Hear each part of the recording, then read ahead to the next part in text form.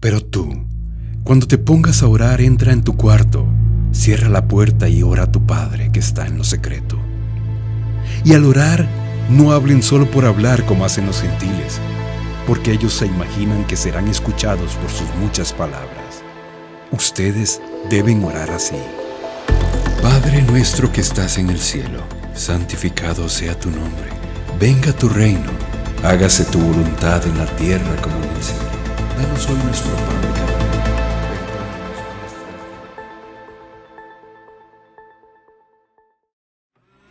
Todo comienza a mis 22 años, en mi pueblo natal, en Cuba.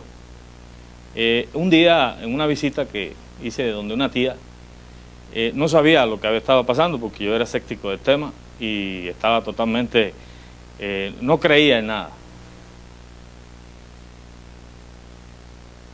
Resulta que era una sala grande y habían médiums, habían espiritistas, habían santeros, había de todo.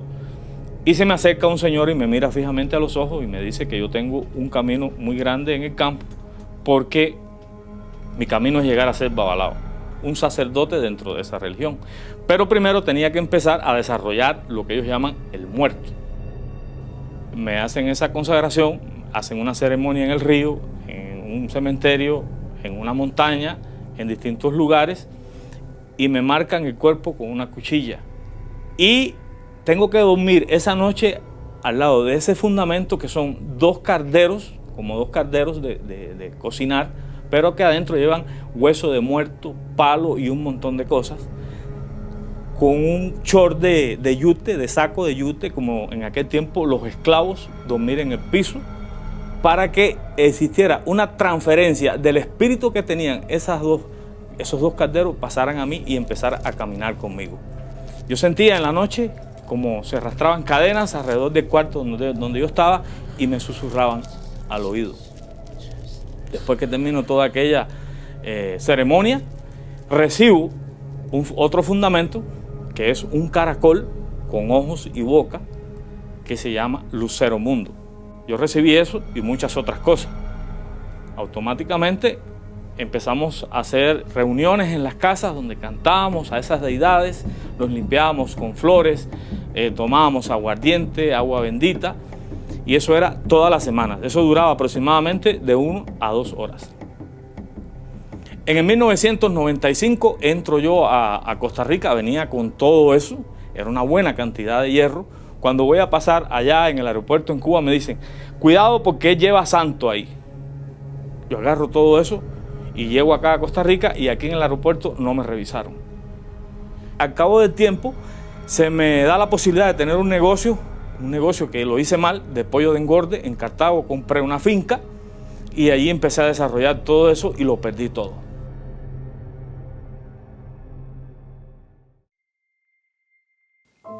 Perdí mucho peso, no podía dormir. En la noche me acostaba al lado de mi esposa y mi cuerpo temblaba, los huesos me traqueaban. En esos días mi mamá venía a Costa Rica y se da cuenta de en qué estoy metido. Me dice mi mamá, yo conozco quién te puede sacar del problema. Y yo dije, mi mamá seguro conoce a algún tío que es millonario. Y en ese momento mi mamá me presenta a Cristo para salir de ese problema. Yo pensé que había pasado. Yo dije, ¿qué pasó con mami? Porque mi mamá era totalmente atea. Y un día sentados en la sala me dice, mira, mijo, yo soy tu madre. Yo te conozco bien, pero Cristo te conoce mejor que yo. Y acuérdate de esto que te voy a decir. Esto que estás pasando tiene un solo motivo y es llevarte a su presencia porque Él te ama. Muchas veces yo no le había hecho caso a mi mamá y dije, tengo que ser receptivo porque ella me está hablando y esto es serio lo que estoy pasando. Me quedo solo en la casa y entré al cuarto y me puse de rodillas y empiezo a clamar a Dios, pero con todo mi corazón. Le dije, Señor, entra a mi corazón, límpiame de mis pecados y a partir de hoy te hago el rey y dueño de mi vida eternamente. Y caí llorando en el cuarto. Y yo sentía que el fuego estaba, pero que ya era diferente porque Cristo estaba conmigo. Después de un tiempo, Dios me da la posibilidad de regresar a mi tierra natal. Y me acuerdo que pude hablarle de las personas y yo no entendía mucho todavía, pero me fui al libro de Lucas y leí la historia del endemoniado de Gadara. Y me di cuenta que era lo que había pasado con mi vida. El Dios de la eternidad había entrado en mi corazón y me había traído vida para dar vida a otras personas. Muchas personas no creían porque me decían, no puede ser que aquel que andaba borracho por aquí gritando y fiestando, ahora viene y me habla de Cristo. Regreso acá a Costa Rica y puedo terminar mi carrera de enfermero. Gracias a Dios. Hoy trabajo en sala de operaciones de Calderón Guardia y allí he visto personas declaradas muertas, que son miembros aquí de esta iglesia, con un certificado de defunción, y hoy pueden darle gracias a Dios porque a través de soplar vida sobre esas personas, hoy están vivos. Esta iglesia es muy importante para mí y para mi familia, porque aquí fui bautizado yo, aquí fue bautizado mi esposa, aquí fue bautizada mi hermana y aquí fue bautizada una hija. Y mi vida y mi corazón estarán siempre eternamente agradecidos con Cristo, porque Él fue el que trajo vida y que sopló aliento de vida, no solamente sobre mí, sino sobre mi familia. Yo sé perfectamente que todavía no soy lo que Dios quiere que yo sea, pero lo que sí estoy seguro, que no soy la misma persona, jamás, para la honra y gloria de nuestro Padre Celestial.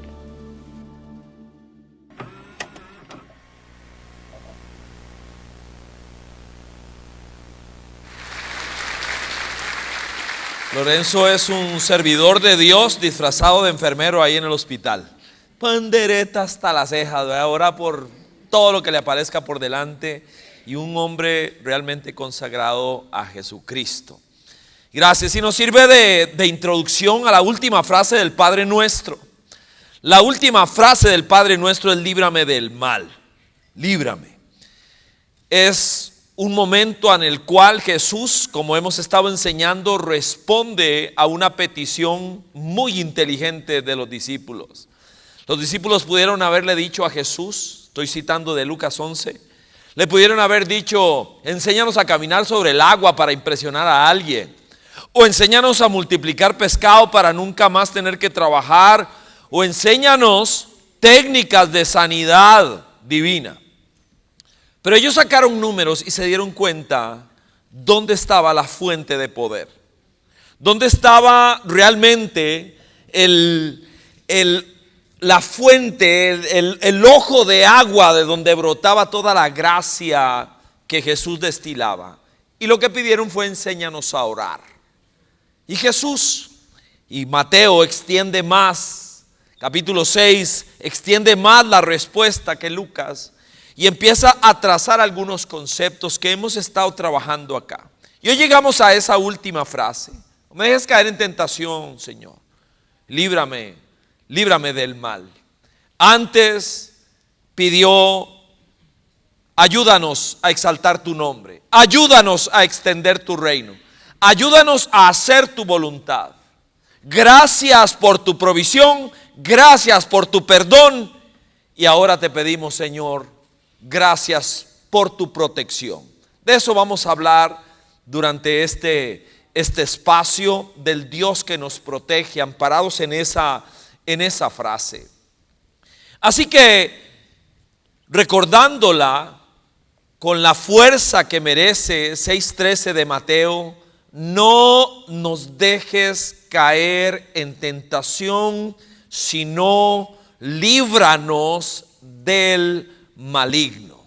La palabra tentación que utiliza allí Jesús implica una fuerza seductiva que quiere alejarme de Dios y de su voluntad. Eso es lo que está pidiendo. Lo irónico de esto es que nosotros podríamos, y seguro lo hemos hecho miles de veces, decir: no me dejes caer en tentación, mientras me dirijo voluntariamente hacia eso. Líbrame del mal mientras corro a aquello que yo sé que es contrario a la voluntad de Dios. Eso es religión. Eso no tiene ningún sentido. Debe estar acompañado por corazón, por deseo, por voluntad. Y por supuesto, la otra palabra fuerte es líbrame, y esencialmente reconoce la fragilidad humana y la potencia de Dios. Oración vital para nuestro caminar cristiano. Yo quisiera hacerle a esa frase 3 preguntas y tratar de contestarla con el contexto del pasaje, pero también con otras imágenes y otras verdades que se comparten en el Nuevo Testamento y que traen luz para poder entenderla mejor. La primera pregunta que quiero hacerle a este pasaje es: ¿qué significa? Pero antes de hacerlo, quisiera tomar un momento para encomendarnos a Dios en esta aventura. Ha sido un fin de semana curioso, pesado en muchos sentidos, no me extraña por el tema que nos ocupa. Pero oramos. Señor, aquí estamos, la familia de Vida Abundante Coronado. Primero que nada, pidiéndote, Señor, permite que tu gracia una vez más le dé propósito y sentido a nuestro ejercicio de fe de congregarnos, a quienes estamos aquí y a quienes están allá. Gracias por tu amor, por tu poder sobre nosotros, pero especialmente oramos pidiendo por tu verdad sobre nosotros. Señor, que esta reflexión del Dios que quiere protegerme, pero que yo a veces no me dejo que me proteja. Te quiero pedir, Señor, que así como un día llamaste a Lorenzo por nombre y trajiste libertad a su vida a partir de tu verdad, a partir de tu poder, te suplico, Señor, que una vez más tu verdad traiga libertad a nosotros. También te ruego, Señor, por mi país, este país que amamos, Costa Rica, y que celebramos, Señor, un aniversario más de independencia, entendiendo que no vivimos nuestro mejor momento como país. Tomamos un instante, Señor, para orar y prepararnos a apoyar a aquellas familias que la están pasando mal con tanta agua que ha caído. Este accidente trágico que ocurrió, Señor, el día de ayer, oramos por consuelo a quien llora la pérdida, Señor, de alguien cercano. Y una vez más oramos por la iglesia, para que la iglesia sea lo que tiene que ser: lugar de luz, lugar de consuelo, lugar de verdad, lugar de apoyo, ciudad de refugio. Oramos por cada lugar donde se está predicando tu palabra en este país. Oramos por los hombres y mujeres, Señor, que te están sirviendo en la tarea de enseñar tu palabra, de atraer el reino. Y pedimos, Señor, ten compasión de nosotros. Acuérdate del material del que estamos hechos. Te necesitamos urgentemente. Y ahora pedimos luz a nuestra mente y corazón para entender qué significa pedirle al cielo que no me deje caer en tentación y que me libre del mal. En el nombre de Cristo, que así sea. Amén. Muy bien. 3 preguntas a esta frase, a este pasaje. La primera de ellas: ¿qué significa? O sea, ¿cómo podría, exprimiendo esa frase, tratar de señalar el significado? ¿Qué es lo que estoy diciéndole a Dios cuando le digo no me dejes caer en tentación, líbrame del mal? Le estoy diciendo esas 3 cosas: que me libre de Satanás, que me libre de mí y que me libre de un sistema. Voy por partes. Antes quiero citar a Pedro. Pedro estaba allí cuando Jesús enseñó el Padre Nuestro. Pedro, que tiene un corazón de pastor, cuando escribe su primera carta, y creo que muy linkeado a lo que aprendió en aquella montaña, dijo lo siguiente, 5:8 de Primera de Pedro: practiquen el dominio propio. Es como un músculo. El decirme a mí mismo, aunque quiero decirlo, no lo voy a decir. Quiero decirlo, pero no lo voy a decir. Quiero oír, pero no lo voy a oír. Quiero hacer esto, pero no lo voy a hacer. No lo voy a hacer cuando estoy seguro de que es algo que Dios no quiere que yo haga. La tentación, recuerde, es aquella fuerza seductora que me quiere llevar lejos de la voluntad de Dios. Y dicho sea de paso, siempre a un precio altísimo. Así que Pedro dice: practiquen el dominio propio. Manténganse alerta, no esté durmiendo. Vigílese, tienes que estar despabilado. ¿Por qué? Porque tu enemigo real, legítimo. La Biblia no habla de Satanás como el muñequito de las fiestas patronales. Es un enemigo, dice el diablo. Ronda como león rugiente buscando descuartizarte, despedazarte. Decía Lorenzo: entré a un negocio de finca de pollos y puse en práctica todo aquello que me habían enseñado y ¡pum! Todo perdido. ¿Por qué? Porque el ladrón roba, mata, destruye. Así que cuando una persona dice: líbrame del mal, no me dejes caer en tentación, está diciendo: líbrame de Satanás, líbrame de ese enemigo real que me quiere destruir, que quiere destrozar mi vida, la de mi familia, que quiere que los propósitos de Dios en mi vida no se cumplan, que yo termine en cualquier otra parte. En segundo lugar, está diciendo: líbrame de mí, líbrame de mí. Cuando Pablo, seguramente el cristiano más sólido que hemos conocido, autor de 13 cartas del Nuevo Testamento, un hombre extraordinario, su influencia sobre las bases de la iglesia impresionantes, ese hombre, en un arrebato de honestidad y de revelación, dice allá en Romanos capítulo 7: ¿quién me librará de este cuerpo de muerte? Él reconoce que no solo tiene un enemigo espiritual que es Satanás, sino que nosotros, por ser pertenecientes a una raza caída, tenemos una naturaleza que me empuja en dirección contraria a lo que Dios quiere. Que no soy bueno por naturaleza, todo lo contrario. Que mis genes, que mi interior ruge pidiendo aquello que a Dios no le gusta. Porque así soy yo, así somos nosotros. Desde mocosos somos así. Nos dijeron: no toque. ¿Qué hicimos? Porque es por dentro. Que nos digan que no es suficiente para que por dentro todo quiera hacer lo que me dijeron que no debería hacer. Somos desobedientes, tercos, mulos por naturaleza.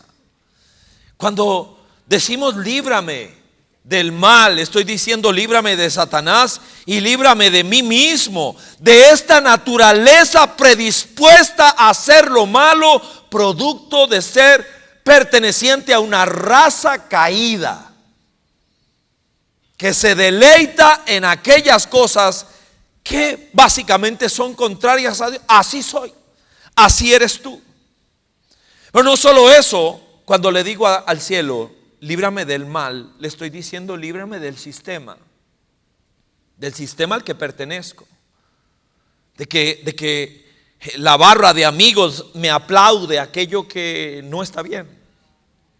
De que mi papá, por haber crecido en un sistema machista, aplaudía el que yo fuera promiscuo. Aplaudía: vas a hacerte hombre ahora, vamos, te voy a hacer hombre. Y aplaude eso.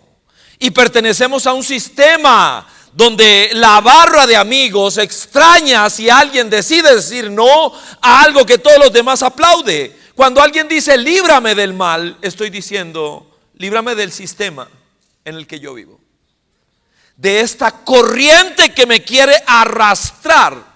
Pablo en Romanos capítulo 12 dice: no se amolden al mundo actual, antes que su mente sea transformada y renovada. Eso es lo que Dios espera. Lo contrario es religión. Es asistir a cualquier lugar, pero vivir como a mí me ronque la regalada gana vivir. Entonces puedo ser decorosamente propio y religioso, diciendo: Padre nuestro que estás en el cielo, no me dejes caer en tentación y líbrame del mal, mientras corro hacia allá. directo, sin tocar aro. Jesús, en la oración sacerdotal que él pronuncia ya en Juan capítulo 17, la oración más larga que se encuentra en la Biblia, y la hace Jesús. En una de las secciones dice: no te pido que los quites, no te pido que los saques, no te pido que se vuelvan monásticos allá encerrados en algún lugar, porque el germen lo llevan en el corazón. Lo que te pido es que los guardes del mal. Esa fue su oración por nosotros, que viviendo aquí tengamos el corazón allá. Seguramente pocos ejemplos son más fuertes y vigorosos que el ejemplo que tenemos nosotros en Daniel, este famoso profeta del Antiguo Testamento que está en el bloque de los 12 profetas menores, nombre que solo se le aplica por el tamaño pequeño de cada uno de esos libros. Pero de pequeños y de menores no tienen nada. Su mensaje es potente, es poderoso. Y Daniel es perfecto para ilustrar este punto. Daniel era un hombre de fe, era un joven de fe. Daniel era un hombre que amaba a su Dios y estaba ya en Israel, feliz de la vida, con su familia, en su país y con su Dios. Y de repente los babilonios invaden Israel. Se llevan los bienes materiales que puedan, se llevan también los cerebros, la fuerza que puedan llevarse en gente.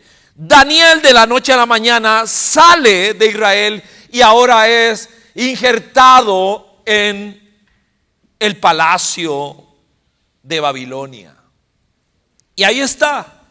De un momento a otro su vida es muy diferente. Y este concepto aplica para nosotros como un ejemplo extraordinario. Porque ahora le toca vivir su fe en un lugar hostil, en tierra enemiga. Ahora le toca vivir su fe, vivir y experimentar a su Dios en medio de la jungla. Igual que usted, igual que yo, estamos en territorio enemigo. Y muy temprano, Daniel, capítulo 1 y verso 8, muy temprano, Daniel descubre dónde está y que tiene que tomar decisiones. Vuelve a ver para un lado y están unas muchachonas con la danza de los 7 velos. Vuelve a ver toda la clase de excesos que hay en Babilonia. Es tan fuerte la perdición en Babilonia que la Biblia utiliza ese nombre para hablar de la maldad. Y todavía en Apocalipsis, cuando se habla de Babilonia, es todo aquello que es deshonroso para Dios, contrario a la voluntad de Dios, al carácter de Dios, al plan de Dios.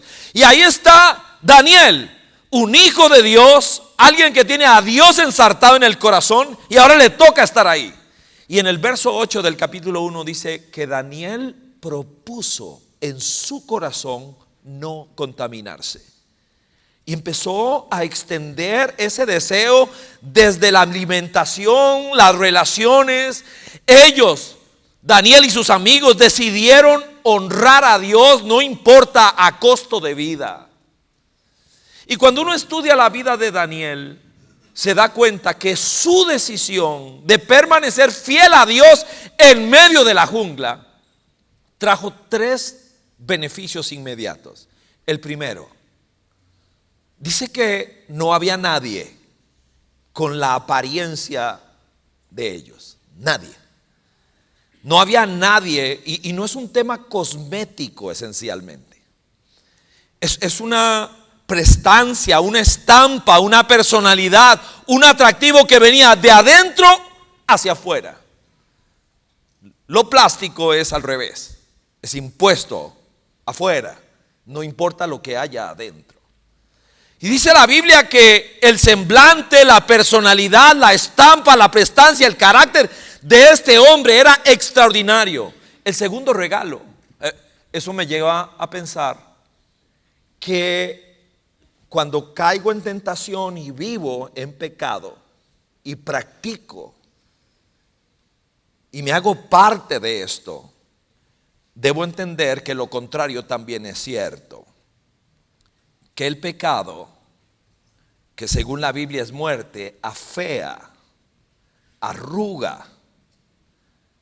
Mi abuela decía enjuta, una palabra rarísima, exótica. Básicamente describe a alguien que se empieza a secar desde adentro.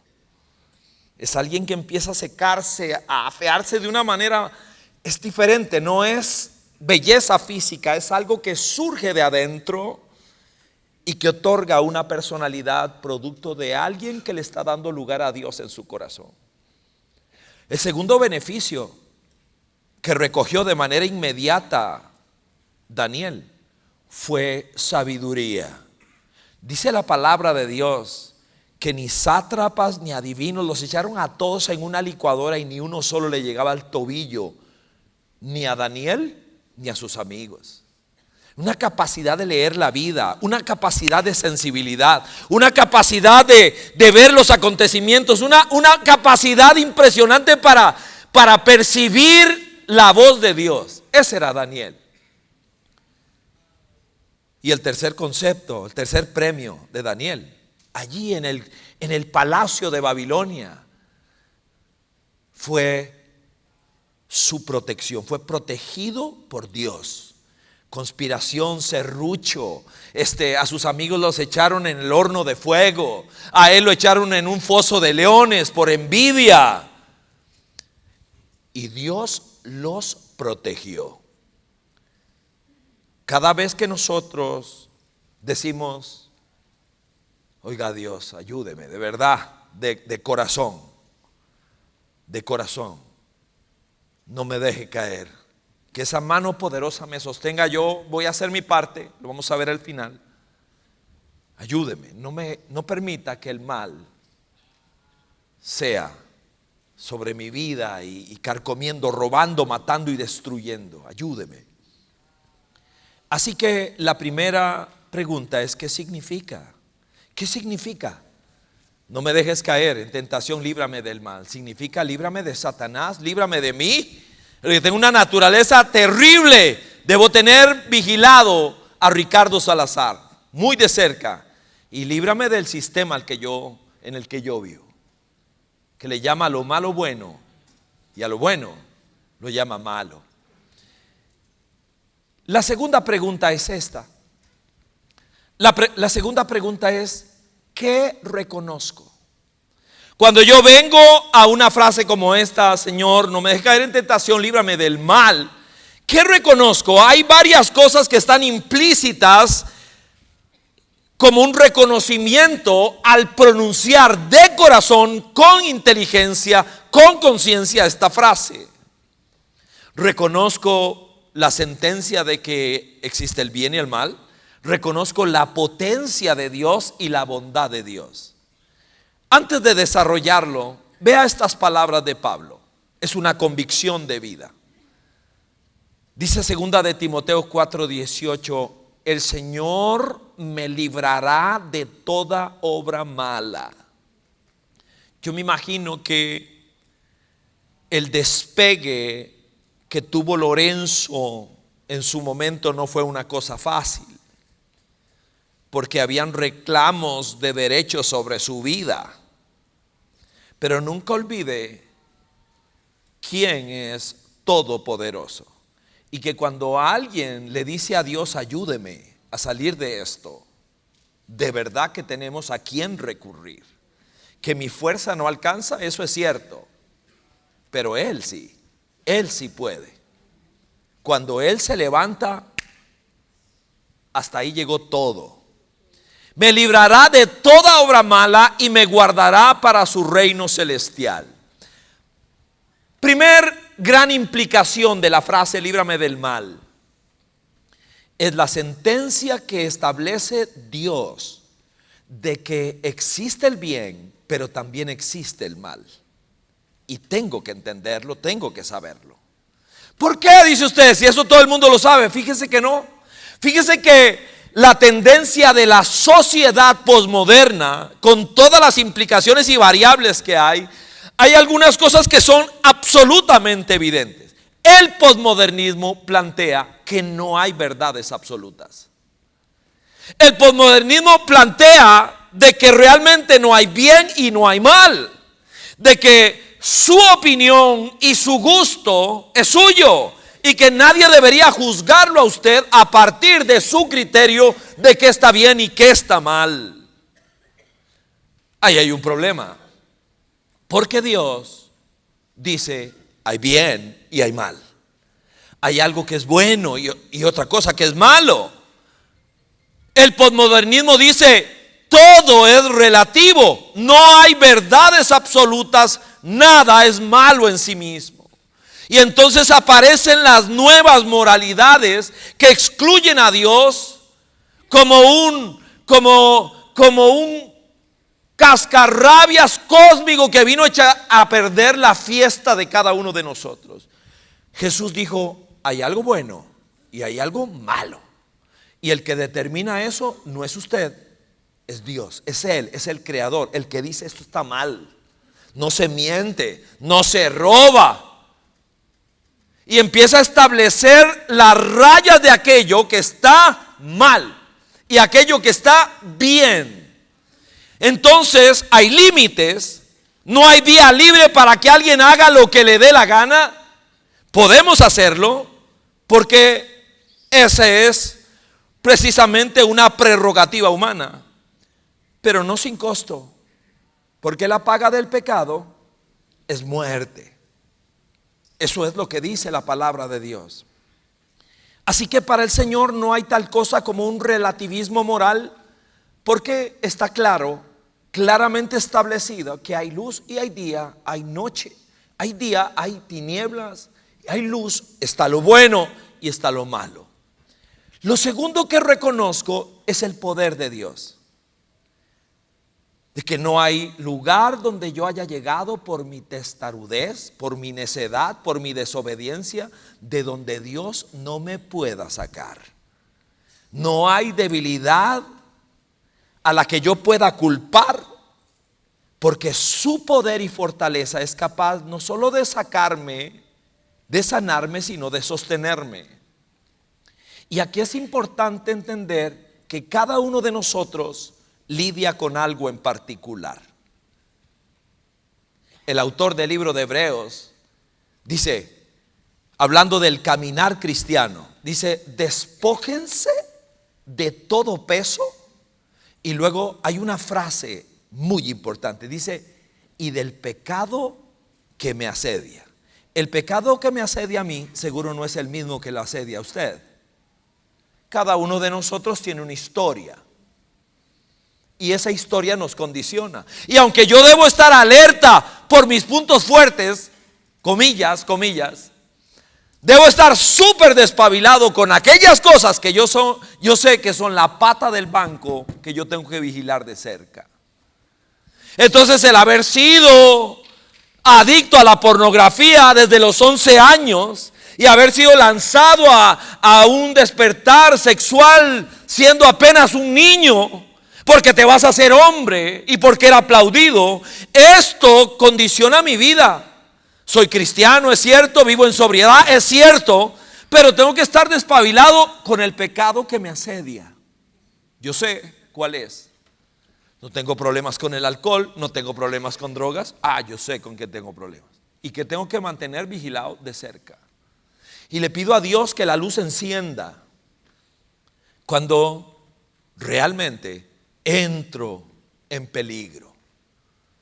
Entonces, ¿qué significa? Bueno, significa que tengo que pedirle a Dios que me libre de Satanás, de mí mismo, del sistema en el que vivo. ¿Cuál es la implicación directa de esto? Bueno, reconozco la sentencia de Dios del bien y el mal, el poder de Dios y la bondad de Dios. El problema es que suelo autoengañarme. Suelo tratar de engañarme solo, lo cual es bastante absurdo. Mi primer pastor, un hombre muy inteligente, un hombre con un liderazgo extraordinario, y la gracia de Dios me permitió estar muy cerca de él. Yo podía llegar a su casa con alguna frecuencia, me prodigaba tiempo.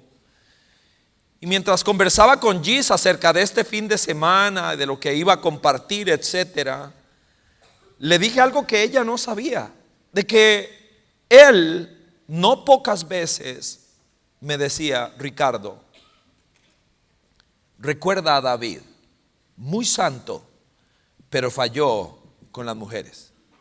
Recuerda a Salomón, muy inteligente, muy sabio, pero fracasó con las mujeres. Y recuerda a Sansón, muy fuerte, pero su problema serio con las mujeres. Y yo me quedaba esperando que me dijera algo esperanzador, porque si David traqueó, Salomón sonó y Sansón se fue, ¿entre qué va a pasar conmigo?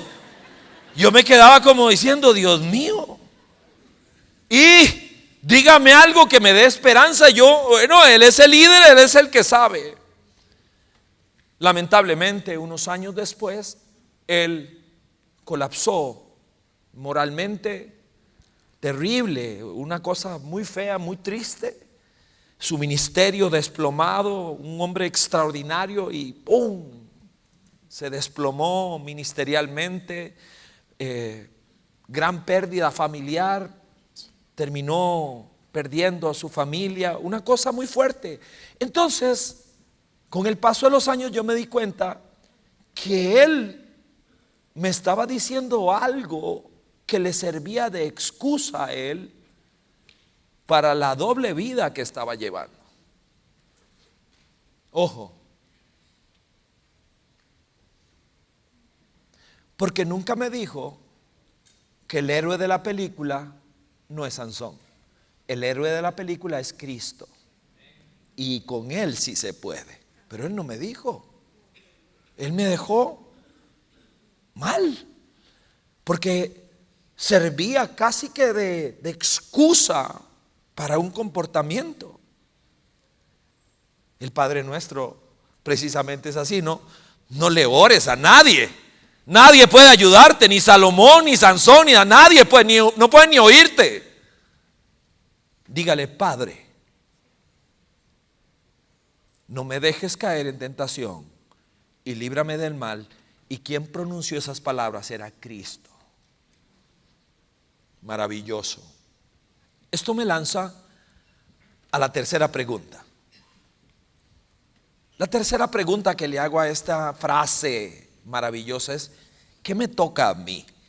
¿Qué me toca? En el mundo evangélico están el extremo de que todo es humano, es el esfuerzo humano, y el otro extremo es la soberanía de Dios, todo le toca a Él. No, hay un equilibrio extraordinario. Hay cosas que Dios hace y hay cosas que le toca a usted hacer y a mí también. ¿Qué hago? ¿Qué me toca? ¿Qué me corresponde? Bueno, quisiera citar a Jesús. Es el Getsemaní. Jesús está sudando sangre. Le ha rogado a sus amigos: acompáñenme a orar. Este es un momento muy difícil. Acompáñenme, por favor. Pero sus amigos se la pasaron durmiendo. Seguro usted ha oído la historia. Se la pasaron durmiendo, estaban rendidos de cansados. Y Jesús viene y los regaña. Y lo que les dijo aplica al mensaje de este fin de semana, del Dios que quiere protegerme, pero que yo no me dejo. Estén alerta, 26:41 de Mateo. Estén alerta y oren para que no caigan en tentación. El espíritu está dispuesto. Yo quiero portarme bien, yo quiero honrar a Dios, quiero caminar por el sendero correcto, pero mi naturaleza, mi cuerpo, mi ser es altamente débil. ¿Qué hago? 3 cosas. Seguramente habrá más que decir. Permítame circunscribirme a 3 conceptos. El primero, la palabra de Dios. ¿Cómo insistimos en eso? ¿Cómo insistimos que no debería pasar un solo día sin que yo consuma la palabra de Dios? ¿Por qué? Bueno, recuerde, dice Mateo 4, dice Lucas capítulo 4, que narran la tentación de Jesús en el desierto. Jesús fue llevado por el Espíritu al desierto para ser tentado por Satanás, porque toda persona con propósito divino será probado en el desierto, tarde o temprano. Y cada vez que Satanás vino a tratar de descarrilar a Jesús, es impresionante. Venía tratando de desviarlo, descarrilarlo, sacarlo del propósito salvífico que traía Jesús como Cordero de Dios que quita el pecado del mundo. Y Jesús siempre respondió con las palabras de Dios, siempre. No solo de pan vive el hombre, sino de toda palabra que sale de la boca de Dios. Eso es Biblia. Al Señor tu Dios adorarás y a Él solo servirás. Eso es Biblia. Él viene y proclama la palabra de Dios. ¿Quiere impresionar a alguien? ¿Quiere probar cuántos versos usted sabe de memoria? No.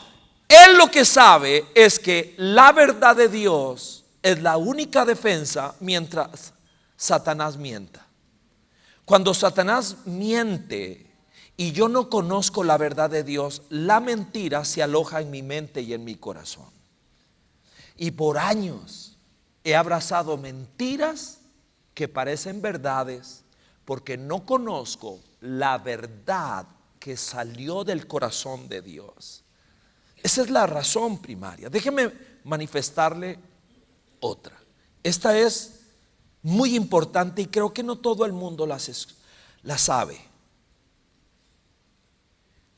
Las palabras de Dios, cuando vienen a mi mente y a mi corazón, a mi sistema, me permiten reconocer a Satanás detrás de un disfraz. No pocas veces piadoso, pero solo cuando conozco los conceptos de Dios. Si usted va al Génesis, detrás del animalito está Satanás. Cuando usted viene al libro de Ezequiel, detrás del rey de Tiro está Satanás. Empieza a hablársele al rey de Tiro, pero de un momento a otro, todo lo que empieza a decirse es a Satanás. Está detrás del rey ególatra aquel. Y seguramente esta la reconocerá con mucha facilidad. De un momento a otro, Pedro se vuelve a Jesús, son amigos, son compas, se quieren. Y Pedro le dice: no vayamos a Jerusalén, vayámonos en dirección contraria, ahí no nos quieren, con suerte nos hacen daño. Y Jesús logra detectar quién está usando a Pedro para descarrilarlo del propósito de que él llegara a la cruz. Y se vuelve, mire, yo he dicho tonteras, pero ninguno de mis amigos jamás a mí me ha dicho lo que a Pedro le dijeron. Apártate de mí, Satanás. No tienes tu mirada puesta en las cosas de Dios, sino que tienes la mirada puesta en las cosas de abajo. Cuando alguien conoce las palabras de Dios, aún en alguien que me quiere mucho, yo puedo reconocer de dónde viene eso. Pero la gran mayoría, hoy por hoy en la iglesia, no conoce lo que Dios ha determinado. La verdad de Dios sustituye las mentiras de Satanás. Segundo lugar, la oración. Jesús dijo: hay que orar. Tienen que orar para que no entres en tentación. ¿Por qué? Porque cuando una persona ora, cuando alguien dice Padre mío, entro en la dimensión del Espíritu, y el Espíritu le fortalece a uno la vida. Cuando una persona entra en ese ambiente espiritual, en esa dimensión espiritual, empieza a fortalecerse, ya no físicamente, sino internamente. Empieza a desarrollar vigor. Entonces me mantengo alerta, vigilante, vengo a la fuente correcta. Esta fuente me da la estrategia ordenada para poder enfrentar los procesos de tentación. Y por último, la decisión. Esto es con usted y es conmigo. Todos los días me toca decidir. Usted también. Todos los días. ¿Lo hago o no lo hago? ¿Lo digo o no lo digo? ¿Lo escucho o no lo escucho? ¿Voy o no voy? Le toca a usted. Me toca a mí.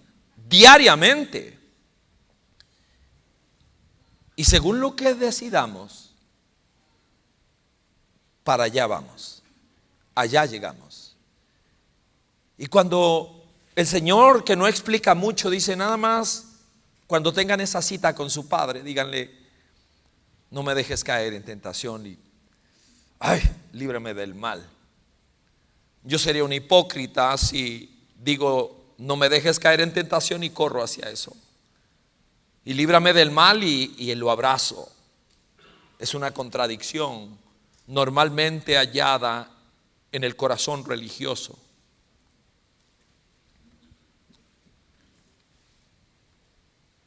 Pedía y consultaba allí si sería una buena idea compartir esto, porque uno quiere ser propio, no quiere ser melodramático o quiere de alguna manera ofender o lastimar el oído de alguien. Ella me decía que le parecía bien que lo hiciera. Hace muchos años estaba en un rincón realmente de América del Sur, invitado a unas conferencias de familia, de iglesia, junto con otros expositores. Realmente muchas horas de viaje, muchas horas por avión y luego carretera, dele y dele y dele. Un lugar recóndito. Y lo subrayo porque es uno de esos lugares donde nadie te conoce. Yo llego, es una invitación de iglesia, es un ambiente eclesiástico. Conferencias en la mañana, en la tarde y en la noche, y soy uno de los que exponen. Entonces ya me suena el teléfono de la habitación en el hotel y me dice que ya me vinieron a recoger. Entonces los invitados bajamos, y cuando yo llego al lobby de ese hotel y veo a la encargada que nos iba a llevar y a traer, era una mujer bellísima. Y yo dije, wow, qué muchacha más guapa, qué mujerón. Y como yo sí sé cuál es la pata del banco que tengo que tener vigilada, entonces me hablo solo, cuidado, la mirada arriba siempre, y cuidado, mucho cuidado. Así que de ida, de vuelta, de ida, de vuelta. Yo se la voy a hacer corta, ni explico mucho porque yo mismo no lo entiendo, a menos de que le aplique la guerra espiritual en la que usted vive y yo también. En una en que ella me lleva y estamos solos, esta mujer se vuelve y se raja y me dice, pa' lo que ocupe, papi. Así, pero yo me quedo helado y frío. Me quedo helado, ¿por qué? Primero porque yo sé que yo no soy Brad Pitt, ¿ok? Yo sé. La coyuntura que vivo es muy particular. No paso mis mejores momentos con mi esposa en ese tiempo. Y mi enemigo sabe cuándo. En el otro lugar donde yo me congregaba, yo sabía qué hacer. Por años yo me congregué en Disco Salsa 54. Ahí yo sabía qué hacer. Yo sabía, así. Yo sabía qué hacer, qué decir.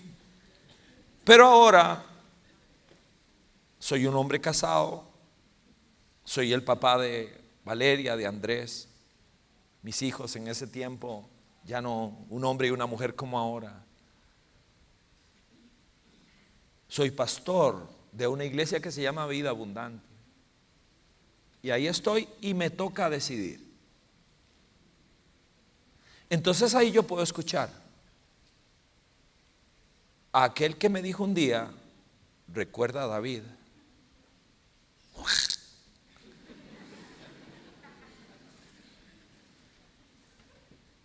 Y me toca decidir a quién escucho. ¿A quién? Son esos momentos.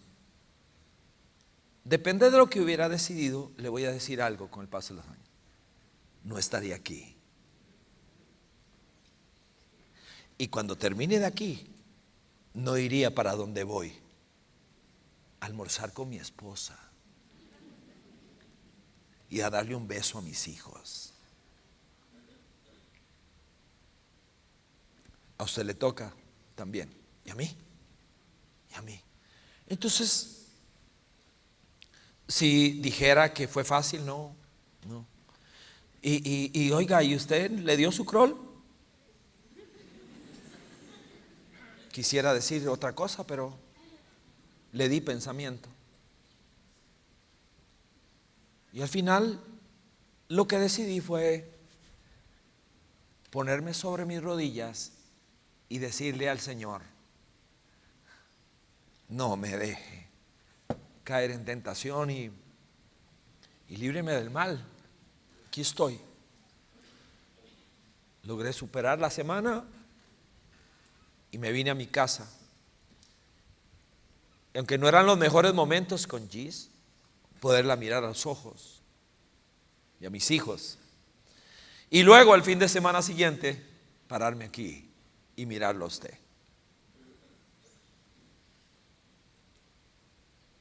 Porque esto,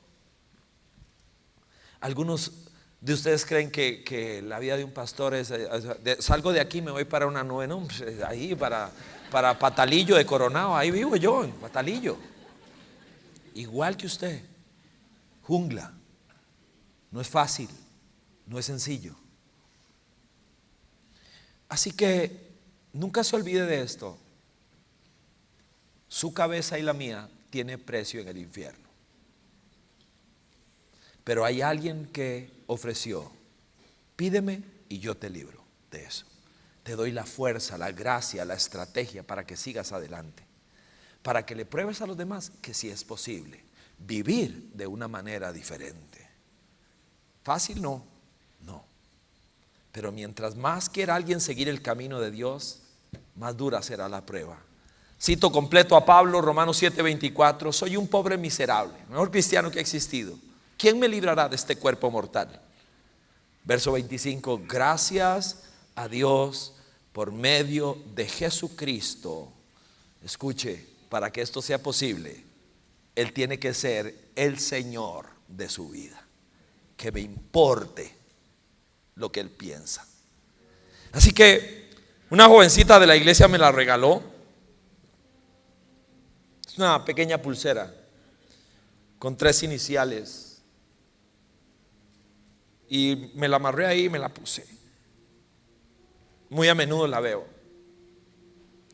Básicamente, no en pocas coyunturas me toca preguntarme: ¿qué haría Jesús? ¿Qué quisiera Él que yo hiciera? No es fácil. Hay veces que uno quisiera esconderlo, pero me recuerda de una manera física que el anhelo de Dios es que nosotros escojamos su voluntad cada día. No es fácil, no es fácil. Así que, pulseadores de vida abundante, aquí estamos, cerrando el Padre Nuestro y diciéndole a Dios: líbrame del mal. Póngase de pie, por favor. ¿Sí?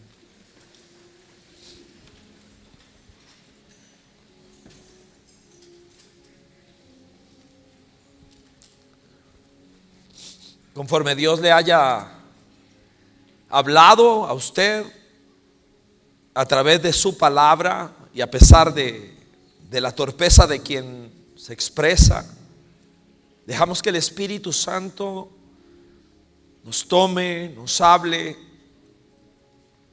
porque algunos de nosotros no estamos poniendo ni las manos cuando aparece aquello que es contrario a la voluntad de Dios.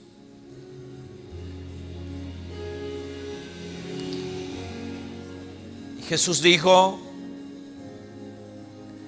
diríjanse a Él diciéndole Padre. Y luego díganle que su nombre es aparte de cualquier otro nombre. Díganle que el reino venga a nuestras vidas, a nuestra familia, a nuestra iglesia, a nuestro barrio. Y que queremos ser socios en la extensión de su reino. Y luego díganle que cada día queremos crecer en que su voluntad sea importante para nosotros. Y que si hay alguien con quien quiero empezar para que su voluntad sea hecha en esta tierra como se hace en el cielo, es conmigo. Soy el único voto relevante que tengo para conmigo mismo. No puedo decidir por otros, pero puedo decidir por mí. Y luego díganle: gracias por el pan del día. Gracias por el perdón que nos otorgas. Y cuando vayan a cerrar, díganle: Padre, recuerda que vivimos en la jungla, que igual que Daniel vivimos en Babilonia. Eso se está pudriendo cada día más. Y en medio de todo esto, la tragedia más terrible es cuando la iglesia pierde santidad e integridad. Y por eso te pedimos: no nos dejes caer en tentación y líbranos del mal. Y un día llamaste a Lorenzo por nombre, y otro día llamaste a Cintia por nombre, y a Michi por nombre.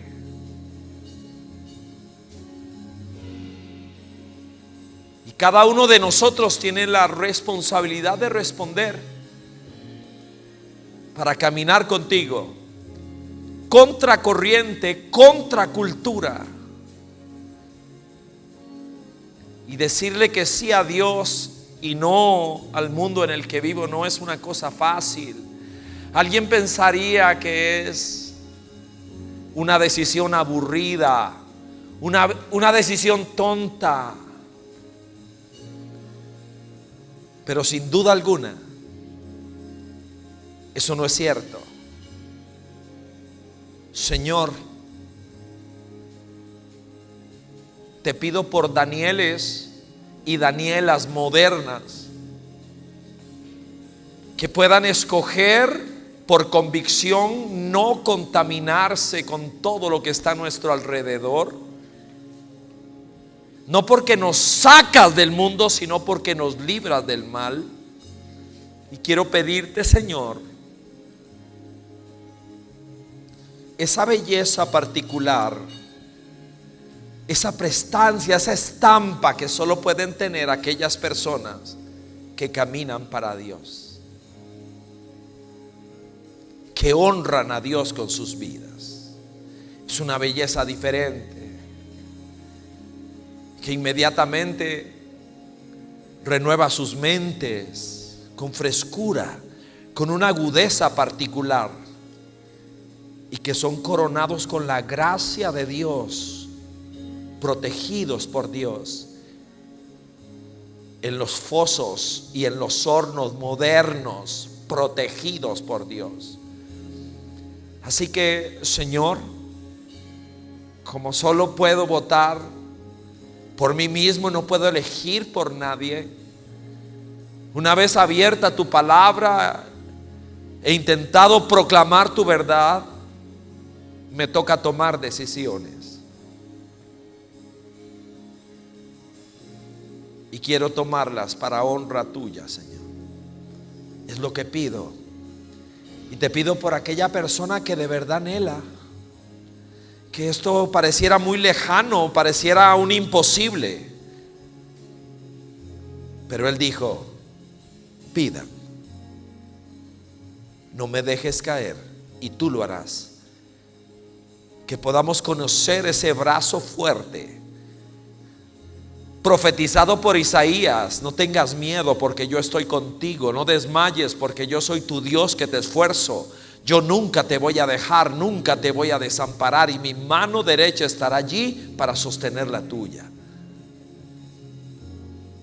Que podamos sentirla aquí adentro en el corazón, y que podamos sentir esa fuerza que sabemos que no es nuestra, es la potencia de Dios para decir que no cuando debo decirlo. Señor, pido, líbranos del mal, Señor. Líbranos del mal. Permítenos usar nuestra imaginación para bien y poder imaginar por un momento cuando tú enseñaste cómo deberíamos orar y lo estructuraste de esta manera maravillosa. Saber que esas palabras salieron de tu boca, lo que me hace recordar que esto no es posible sin el que lo enseñó, sin Cristo. Por eso, Padre, en este momento te pido que cada uno de nosotros pueda saber que David compuso salmos hermosos, pero no es en él en quien confío. Que Salomón acuñó dichos sabios, lo hizo en tu nombre, pero no es él el ejemplo a seguir.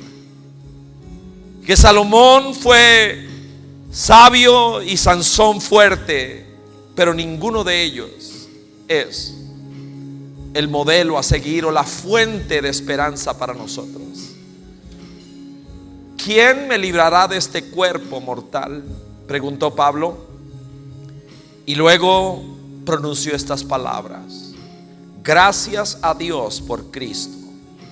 Es en ti, Señor, en quien encontramos esperanza, perdón, sanidad, fortaleza para poder seguir adelante. Y en medio de la Babilonia que vivimos, ideológica y filosófica, yo te pido, levanta hombres y mujeres firmes, valientes y brillantes con la luz de Dios. Te pido esto: líbranos del mal. Que así sea, por Cristo Jesús, que así sea. Amén, amén y amén. Damos un aplauso a nuestro Señor. Que Dios le bendiga muchísimo.